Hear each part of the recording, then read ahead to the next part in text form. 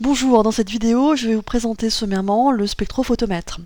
Alors, c'est un appareil qui mesure différentes grandeurs, notamment la transmittance et l'absorbance.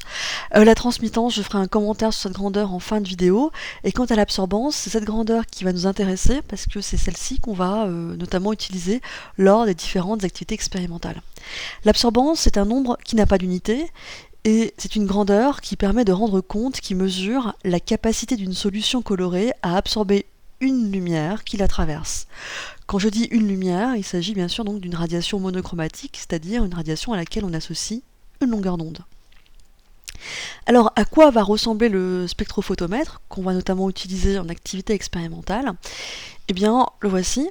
Il comporte 3 éléments. Un premier module, qui est donc l'élément important et que je vais présenter ici dans cette vidéo.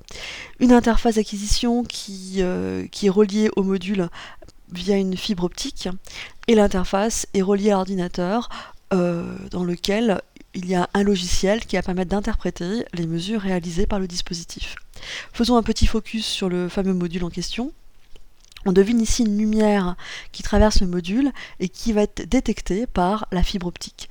Ici, on voit un petit compartiment. Ce compartiment, il est important puisque c'est dans celui-ci qu'on va pouvoir disposer de la cellule colorée dont on souhaite étudier l'absorbance.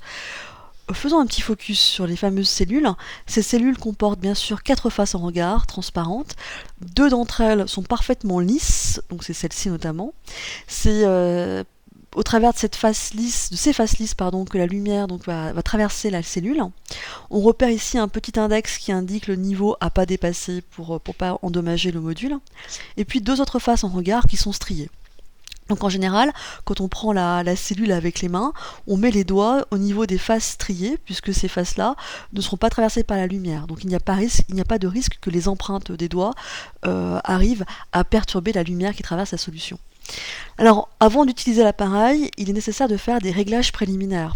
C'est la raison pour laquelle je vous ai présenté aussi une cellule contenant ici de l'eau, puisque dans ces réglages préliminaires, il faut dans un premier temps mettre une cellule contenant le solvant de la solution colorée étudiée. Donc en général, le solvant c'est de l'eau.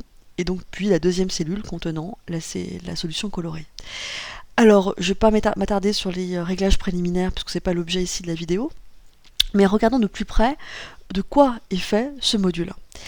Alors faisons une autopsie donc, de cet appareil. Si on pouvait donc ouvrir ce module-là, on trouverait donc une source de lumière, et puis un dispositif qui permet de décomposer la lumière, disperser la lumière, type prisme ou réseau. Donc ça se trouverait à peu près par là. Et puis des fentes qui vont nous permettre de limiter finalement le faisceau à une lumière monochromatique. Et cette lumière monochromatique va traverser la cellule contenant la solution colorée, et cette lumière, après traversée, sera détectée par la fibre optique. Donc l'information sera ensuite transmise à terme à l'ordinateur. Alors, comme je vous l'ai dit, cet appareil donc, peut mesurer l'absorbance d'une solution. Donc le genre de courbe obtenue correspond à celle-ci.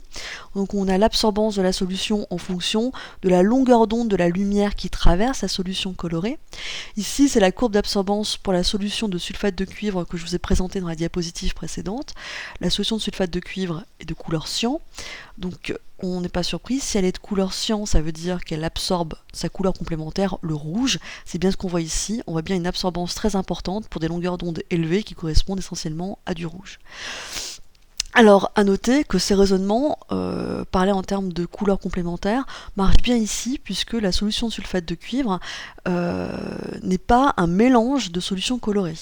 Alors, on le verra en activité expérimentale, que les interprétations des courbes d'absorbance peut être un petit peu plus complexe si effectivement on a affaire à une solution colorée issue de mélange. Alors, pour finir, on avait donc la transmittance. La transmittance, c'est la capacité à mesurer mesure la capacité d'une solution à transmettre une certaine lumière une certaine radiation monochromatique. Donc il n'y aura pas de surprise ici, puisqu'on constate effectivement que courbe de transmittance et courbe d'absorbance sont des courbes complémentaires. En effet, si la solution de sulfate de cuivre absorbe dans le rouge, c'est pas surprenant qu'une solution de sulfate de cuivre transmette les radiations bleues et vertes qui constituent donc le mélange des deux, le cyan.